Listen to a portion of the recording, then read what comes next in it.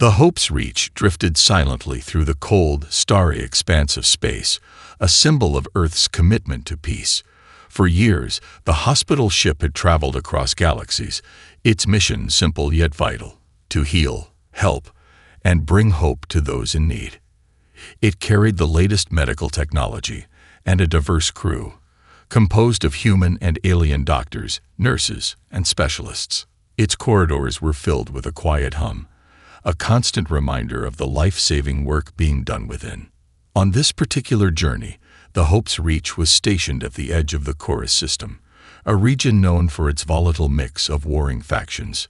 Yet despite the unrest, the ship had always been allowed to operate unimpeded. Earth's neutrality was respected, until now. The attack came without warning. A high-pitched alarm rang throughout the ship, shattering the calm. The crew rushed to their stations as the ship's sensors blared a red alert. One of the officers, Lieutenant Clara Henson, stood frozen in front of the monitor, eyes wide in disbelief.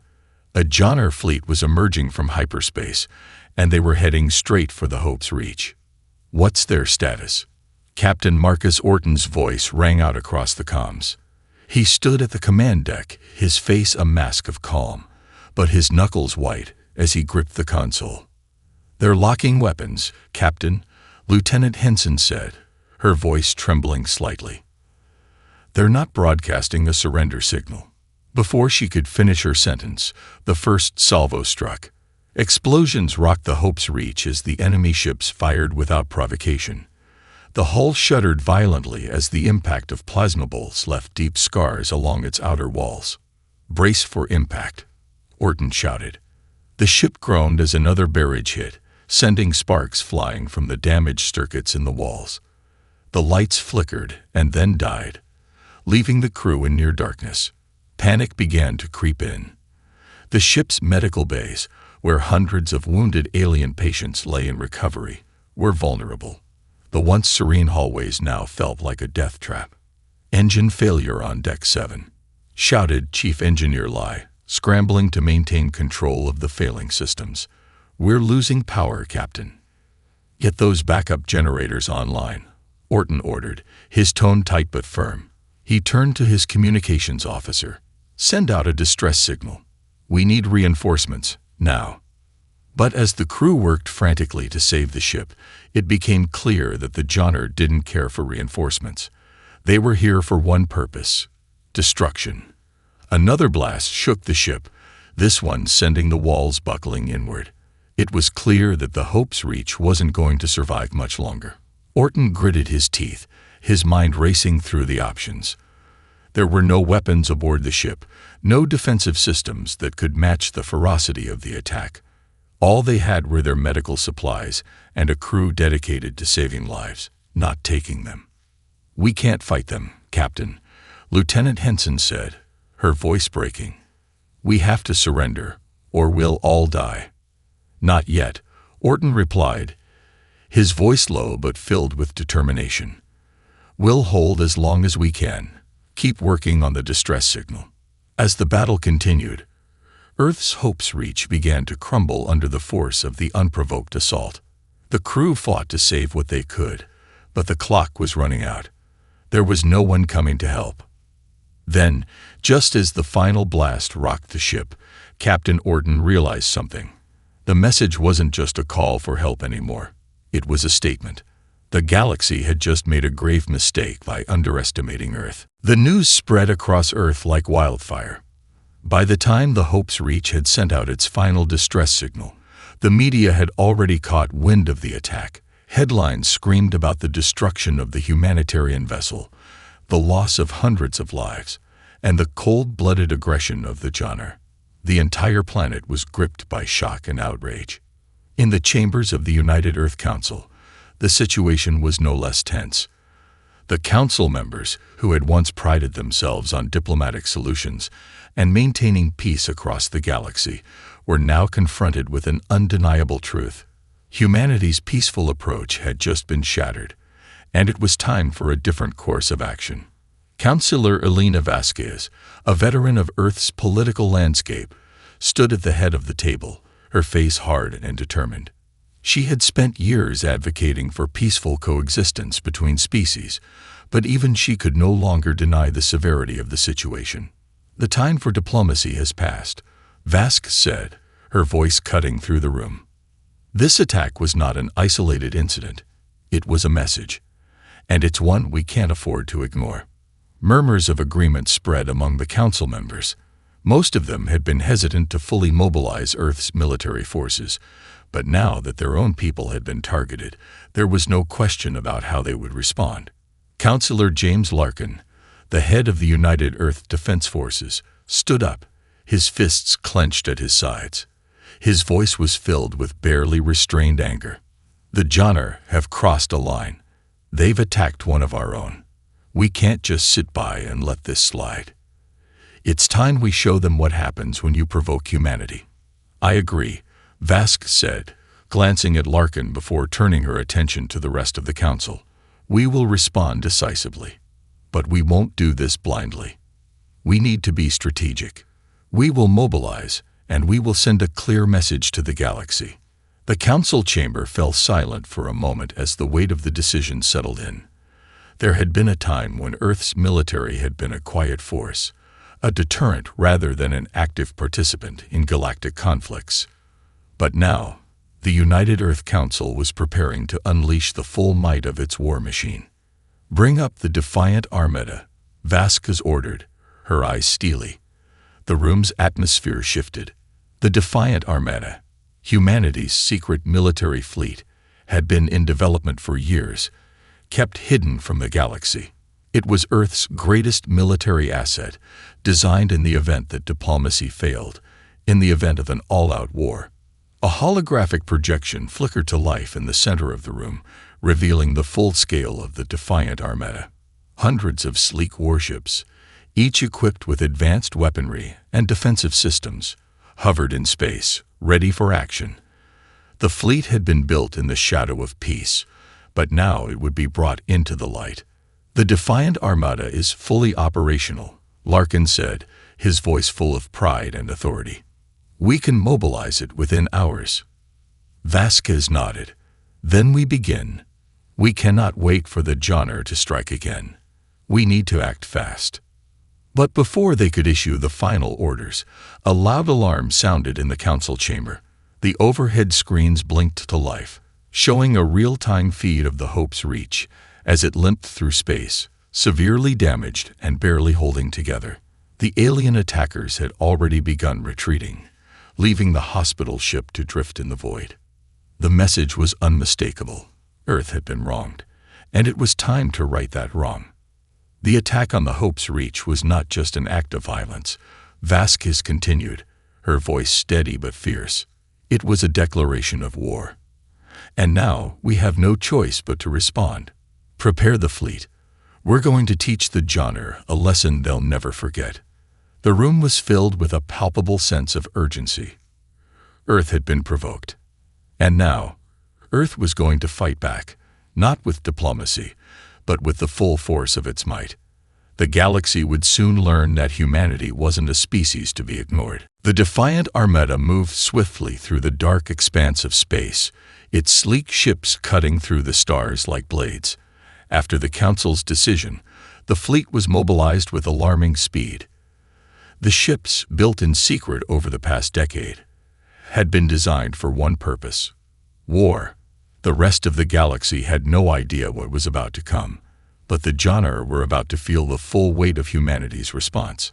As the first ships exited hyperspace, Captain Marcus Orton stood at the helm of the lead vessel, Valiant Fury. His eyes scanned the star-filled void, his mind focused, despite the rage that simmered just beneath the surface.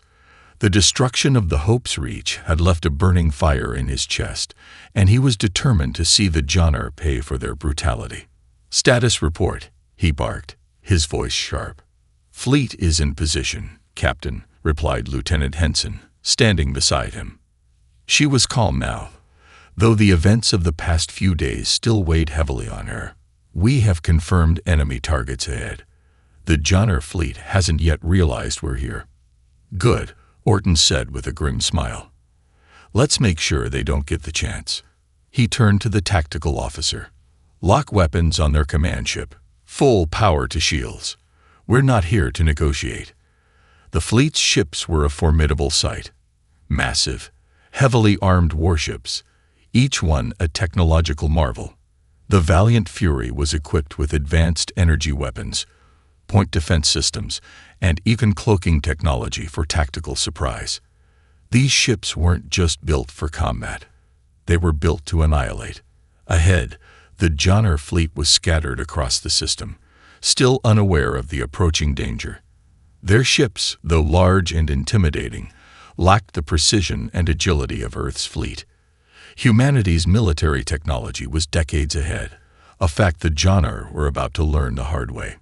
"Captain, the enemy fleet is still unaware of our presence," reported the sensor officer. "We can take them by surprise." "Make it happen," Orton ordered, his voice cold. The Valiant Fury surged forward, followed by the rest of the fleet, moving in formation.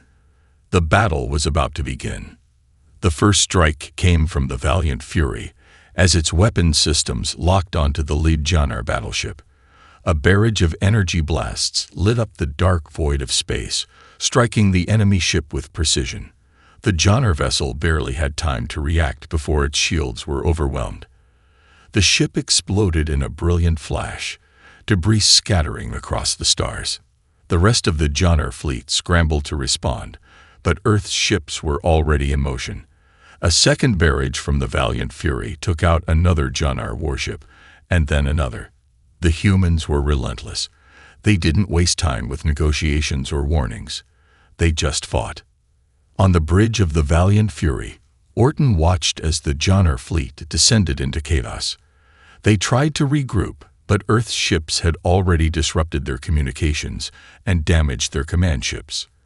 Without leadership, the Jonar forces were disorganized and vulnerable. "Switch to Phase 2, Orton ordered. "Take out their support vessels. We leave nothing behind." The tactical officer acknowledged the order, and a series of ships flanked the Jonar, targeting their supply lines and smaller support ships. The Jonar's attempts to retaliate were feeble at best. Earth's fleet was too fast, too efficient. Their weapons systems were far superior, and their tactics, developed through decades of war training, were impossible to counter. As the last of the smaller Jonar ships exploded into the void, Orton let out a breath he didn't realize he'd been holding. The battle was far from over, but the tide had already turned in humanity's favor. "What's the status of the Hope's Reach?" he asked. "We've received their distress signal, Captain," Lieutenant Henson replied, her voice more steady now. "It's still drifting, heavily damaged. No response from the enemy." "We'll take care of them," Orton said, his voice filled with resolve. "We'll save what's left of her, and we'll make sure the Jonar never forget who they're dealing with." As the battle raged on, the message was clear. Humanity was no longer just a peaceful species. Earth had awoken, and the galaxy would soon learn that if you mess with one human, you mess with all of them. The battle had been brutal, but humanity's resolve had not wavered. The remnants of the Jonar fleet were in full retreat, and Earth's warships had pursued them without mercy. Captain Orton watched as the last few enemy vessels disappeared into the vast reaches of space, their once formidable fleet now nothing more than a scattering of broken ships and destroyed debris. As the fleet regrouped, the Valiant Fury took a moment to assess the damage. The atmosphere on the bridge was tense, but there was a quiet pride in the air. Despite the overwhelming odds, Earth had emerged victorious. "Status report," Orton commanded, his voice calm yet demanding.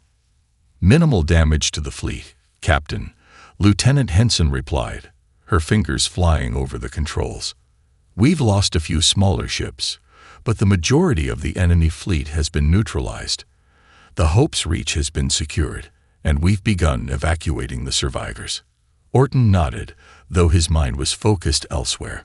The hospital ship had been their primary concern, but the larger question now loomed.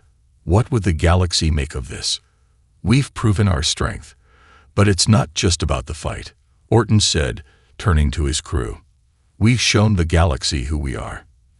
And now we need to make sure they understand that we won't be pushed around." The room fell quiet as the crew absorbed his words. The battle might be over, but the war, it seemed, had only just begun. Back on Earth, the aftermath of the battle was being felt in every corner of society. News outlets were saturated with reports of the victory, but the tone had shifted. The once revered ideals of diplomacy and peace were now overshadowed by a new era, one where Earth had demonstrated its might, and the galaxy was beginning to understand that humanity was not a species to be ignored. In the halls of the United Earth Council, there was no celebration, only determination. The Council had called for an emergency session to discuss the future of the galaxy. Councillor Vasquez stood at the head of the table once more, her posture straight and resolute. The council members, many of whom had previously advocated for peace, now had to face the reality of the situation. "The message is clear," Vasquez said, her voice steady, but tinged with a hint of concern. "The Johnner attacked a hospital ship. They've gone too far. We've retaliated with force, but we cannot afford to let this be a one-time reaction. The galaxy is watching. We need to ensure this doesn't happen again." Councillor Larkin, still filled with the adrenaline of the battle, leaned forward. "This isn't just about the Johnner. It's about sending a message to anyone who thinks they can threaten Earth. We've shown them that we don't take lightly to aggression. We're not the passive species they thought we were. This is just the beginning." Vasquez nodded, her eyes narrowing. "We'll need to rebuild the Hope's Reach as quickly as possible and resume humanitarian efforts, but we also need to prepare for the long-term consequences of our actions. There will be those in the galaxy who see this as a declaration of war. We must ensure that Earth is ready for whatever comes next." The Council's mood had shifted. The conversation about alliances, peace, and neutrality was slowly being replaced with a focus on defense, security, and power. Meanwhile, among the ranks of Earth's military forces, the impact of the victory was profound. Soldiers, commanders, and tacticians were all eager to continue the fight. The defeat of the Johnner had proven that humanity could hold its ground, but it had also ignited a fierce determination within the military to ensure that Earth would not just be defended, it would be the dominant force in the galaxy. Back aboard the Valiant Fury, Captain Orton stood before the viewscreen, looking out at the stars. The war had shifted, and the galaxy would never look at humanity the same way again. "We've awakened the human spirit," Orton muttered to himself, his voice barely audible. "And there's no going back." The realization settled deep within him. Earth had been tested, and they had passed. The galaxy would soon understand that when humanity was pushed, it would strike back with everything it had. And this was just the beginning. In the weeks that followed the defeat of the Johnner, the galaxy was in turmoil. News of Earth's response spread like wildfire across the star systems, and every species, from the smallest trader guilds to the largest interstellar empires, took notice. The attack on the Hope's Reach had been a catalyst, but the real story was humanity's reaction. Swift, decisive, and overwhelmingly effective. The Johnner were no longer seen as the formidable threat they once were. Their fleet had been shattered, their command structure destroyed, and their morale crushed. Earth had proved, beyond a shadow of a doubt, that it was not a species to be trifled with. But even in the wake of the victory, many wondered what would come next. In the vast, sprawling halls of the Chorus Council, a meeting had been convened. The leaders of dozens of species gathered in tense silence, their eyes fixed on the holographic display in the center of the room. Representatives of the Galver, the Centauri, and the Kriva, all former allies of the Johnner, now found themselves on the defensive. Earth's military might had disrupted the fragile peace that had held the galaxy together for centuries. "We must address this issue," the Chorus Council speaker, a tall, silver-skinned Kriva, said, his voice booming through the chamber. "The Earthlings are not what we assumed them to be. They've proven themselves willing to strike without hesitation, and this has shaken the foundations of our alliances." The representatives shifted uneasily, glancing at one another. They had once considered Earth a minor player in galactic affairs, a species too new, too isolated to pose any real threat. But now the scales had tipped. Earth was no longer an afterthought. A sharp voice cut through the murmurs. "It was a mistake," said a Galvar ambassador, his many eyes narrowing. "We should never have underestimated them. The Jonners' attack on their hospital ship was foolish, but humanity's response has altered the balance. If they can destroy a fleet in a matter of hours, what else are they capable of?" The room fell silent. The question hung in the air, heavy with implications. For centuries, the galaxy had lived under an unspoken rule of power dynamics. The larger empires, like the Chorus and the Zentari, had maintained their dominance with a mixture of fear, diplomacy, and strength. Earth, in comparison, had been seen as a relatively neutral, isolated species, until now. "We must act quickly," the speaker continued. "Earth will not sit idly by while we make decisions. They've shown us that. We can no longer afford to pretend they're not a threat to our way of life." An uneasy agreement rippled through the chamber. There was no more room for doubt. Earth had proven itself a new player, and not one to be taken lightly. Back on Earth, the United Earth Council was bracing for the inevitable consequences. Despite the overwhelming success in repelling the Jonner, Councillor Vasquez knew the real challenge had just begun. "We've made our stance clear," she said during an emergency session. "But we must prepare for the fallout. The galaxy will not forget what we've done." Councillor Larkin, who had been instrumental in supporting the military response, spoke next. "We need to ensure that we can defend ourselves. The galaxy is no longer a peaceful place. Earth is on everyone's radar, and we have no idea who might try to take advantage of our newfound position." Vasquez nodded, her expression grim. "The enemy will regroup. They'll strike again. And when they do, we need to be ready." It was clear now that Earth's role in the galaxy had changed forever. The people of Earth had never imagined themselves as aggressors, but now they were faced with a choice: either cower before the other galactic powers or stand firm and carve their own place in this vast, unpredictable universe. For many, the decision was already made. There would be no backing down. Earth's war fleet had shown its strength, but now humanity would need to prove that its will to survive and to protect was even stronger. The weeks following the devastating attack on the Hope's Reach were filled with a mix of tension and uneasy preparation. The victory over the Jonner had granted Earth a brief period of respite, but it was a fleeting one. As the weeks passed, the echoes of that battle reverberated through every corner of the galaxy, and it became clear that Earth's newfound power would not go unnoticed or unchallenged. Humanity was now a player in galactic politics, but the question remained: who would challenge them next?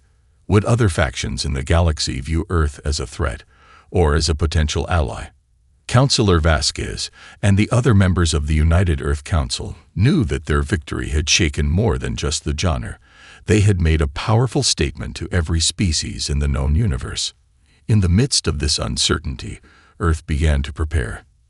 The Defiant Armada had been reinforced, its ships refitted and ready for further conflict. Human forces trained harder than ever before, learning from their recent successes and mistakes. Every warship, every soldier, every tactician knew that Earth's place in the galaxy had irrevocably shifted, and they needed to be ready for whatever came next. Despite the preparedness, an uneasy calm settled over Earth. It was the calm before the storm. For now, no new attacks had come, but the Council could feel the brewing tension. Every diplomatic envoy from other species was watched closely, every ship's movements scrutinized. The threat of retaliation hung in the air.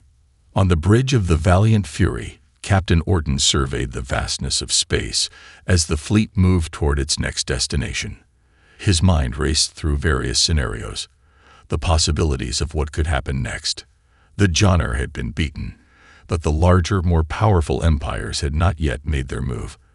And Orton knew, without a doubt, that Earth was far from the only species with a stake in this galactic power struggle. "Captain," Lieutenant Henson's voice cut through his thoughts. "We've just received a message from the Centauri. They're requesting a meeting with the Council. They want to discuss Earth's position in the galaxy." Orton raised an eyebrow, a brief moment of disbelief flashing across his face. The Centauri were one of the most influential species in the galaxy, and their sudden interest in Earth was telling. He had expected some sort of diplomatic outreach, but not from the Centauri. This wasn't a casual meeting. They had heard the rumblings. The message from the Centauri was clear. They'd wanted to know if Earth was an ally or... The day of the meeting had arrived.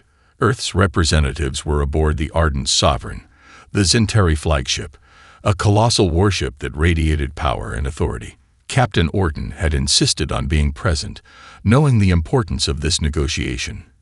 He stood on the bridge of the Valiant Fury, watching as their fleet remained in position, a silent reminder of humanity's strength. The meeting with the Centauri was taking place in their grand chamber, a space designed to impress and intimidate. Councillor Vasquez, Councillor Larkin, and several key military advisors were present, but they were not naive. The Centauri would be watching closely, testing humanity's resolve at every turn. "We need to be careful," Councillor Vasquez had said earlier. "The Centauri are not to be underestimated. Their history is full of manipulation and subtlety. They don't make overt moves. They pressure, they bargain, and they wait for others to show weakness. We cannot give them that opportunity." The Centauri representatives entered the chamber, their imposing forms casting long shadows. Their leader, High Chancellor Varen, was tall, with a regal presence and eyes that seemed to pierce through anyone who met his gaze. His silver and black armor gleamed in the dim light, signaling his status as one of the most powerful beings in the galaxy. "Councillor Vasquez," Chancellor Varen said in a deep, resonant voice, "it is a pleasure to finally meet the leaders of Earth.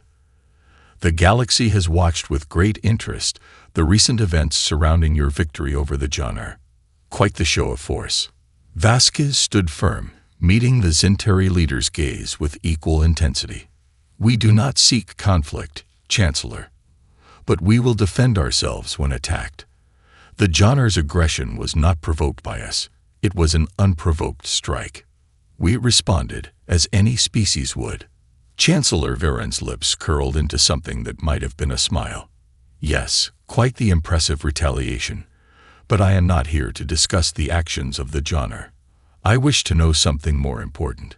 Now that Earth has tasted victory and demonstrated power, what are your intentions, Counselor? The galaxy is full of potential allies, but it is also full of enemies. What role will Earth play in the future?" Vasquez took a deep breath. She knew what was being asked. The Centauri weren't looking for a simple answer. They wanted to know if Earth would be a tool, an ally, or a rival. The stakes couldn't have been higher. "We intend to protect our people," Vasquez said firmly, "but we are not interested in being controlled by any empire or coalition. Earth will choose its own path. We will form alliances, yes, but only with those who respect our autonomy. We will not be a pawn in anyone's game." The room fell silent. The Centauri representatives exchanged subtle glances, but none spoke. The weight of Vasquez's words hung in the air. High Chancellor Varen studied her for a long moment. "Bold words, Counselor, but actions speak louder than words. If Earth desires its autonomy, then it must prove it, because many will challenge you. You will face trials, and we will be watching closely. Know this, Counselor Vasquez. The Centauri do not easily make alliances. We will demand something in return for our favor, and if you fail to meet our expectations, you will find yourselves alone, isolated in a galaxy full of powerful enemies." Vasquez stood tall, undeterred. "We have nothing to fear. Earth has already proven that we can defend ourselves, and we will not back down." The conversation continued, with both sides exchanging tense words, but beneath it all, the true message was clear. The Zentari had no intention of offering an alliance without exacting a price, but they were also cautious about antagonizing Earth. They had seen what humanity could do when cornered, and the galaxy's most powerful species understood that Earth was no longer the small, insignificant player it had once been. As the meeting drew to a close, Chancellor Varen extended his hand to Vasquez. "We will consider your words, Counselor. The future of our relationship will depend on the actions of your people. We shall see." Vasquez shook his hand firmly, her eyes unwavering. "We look forward to that future, Chancellor. But remember, Earth will never bow to anyone." As the Zentari delegation left, the mood in the chamber was tense. The negotiations had not resulted in a clear victory, but Earth had made its position known. The galaxy had been warned. Humanity would not be intimidated, and it would not bend to anyone's will. The aftermath of the meeting with the Zentari was a mix of uncertainty and anticipation. Counselor Vasquez returned to Earth's fleet, her mind heavy with the implications of what had transpired. The Zentari had listened, but they had made it clear that they were not easily swayed. Their warning still echoed in her mind. Earth was being watched, and its every move would be scrutinized. Back aboard the Valiant Fury, Captain Orton had received a full briefing on the meeting. As the fleet's commander, he knew that the Zentari represented a pivotal point for Earth's future. The Zentari had not made any overt threats, but their words were clear. If Earth wanted to survive and prosper in this galaxy, it would have to earn its place through more than just military strength. Diplomacy, alliances, and strategy would be crucial in the coming years. "Captain, the Council is requesting a status report," Lieutenant Henson said, breaking Orton's thoughts. Orton nodded. "Patch it through." The holographic display flickered to life, revealing Counselor Vasquez, her expression firm yet contemplative. "Captain, we need your assessment." The meeting went as expected, but the Zentari are still cautious. "We will need to prepare for what comes next." Orton took a deep breath. "Counselor, the Zentari are playing a dangerous game. They're testing us, seeing how far we'll go. They're willing to offer an alliance, but they expect something in return. We have to tread carefully here. They are the largest power in the galaxy, and they won't hesitate to strike if they feel threatened." Vasquez's eyes hardened. "I agree. But Earth's position is clear. We won't be pushed around. We'll continue to strengthen our military and ensure our survival. But we cannot ignore the political ramifications of our actions. There are other factions watching us. We cannot afford to isolate ourselves." Orton's voice was steady. "We'll do what's necessary. But I agree, Counselor. Earth must be prepared for the long game. There will be no immediate answers. The Zentari's interest in us is only the beginning." Meanwhile, in the galactic shadows, another power had taken notice of Earth's growing influence. The Xylorians, a technologically advanced species known for their ruthless tactics and extensive espionage network, were already formulating their own response. They had watched the destruction of the Jonar fleet with interest and now considered Earth a new factor in their calculations. Aboard the Xylorian warship Eclipse, Lord Torek, the species' supreme commander, stood before a holographic display, analyzing the reports from his spies. "They are stronger than we anticipated," Torek mused, his voice low and cold. "The humans have demonstrated both power and resolve, but they are not like the Zentari. They will not be easily intimidated. It seems we will need to handle them more delicately." His advisor, a cloaked figure known only as Nyx, spoke up. "Their military strength is undeniable, Lord Torek, but their infrastructure is still developing. Earth lacks the kind of vast resources and experience that the more established empires possess. If we move now, we can destabilize them before they can gain full momentum." Torek turned toward Nyx, his red eyes glowing ominously. "You underestimate the humans. They are unpredictable, resourceful, and most importantly, they learn quickly. We cannot afford to take them lightly. Instead, we will follow the Zentari's lead, observe, wait, and then decide how to best move forward." Nex's tone was sharp. "And if they continue to grow in power, then we strike when the time is right," Torek said, his voice final. But not before. Back on Earth, Vasquez knew that the galaxy's political landscape was changing, but it wasn't just the Zentari who were watching them. The Xylorians, the Galver, and other factions would soon take their turn. Earth's place in this universe had already begun to shift, but the true test of their strength would come in the months and years ahead. The United Earth Council continued to prepare, strengthening its alliances with those who respected Earth's autonomy and increasing its defenses against those who would see Earth as a threat. Earth had already shown that it could stand up to the Johnner, but what would happen when the more powerful empires turned their eyes to them? The future was uncertain, but one thing was clear. Earth had proven its strength. It had sent a message to the galaxy, and now the universe would have to decide. Would Earth be accepted as an equal, or would it face the consequences of its rise to power? Only time would tell.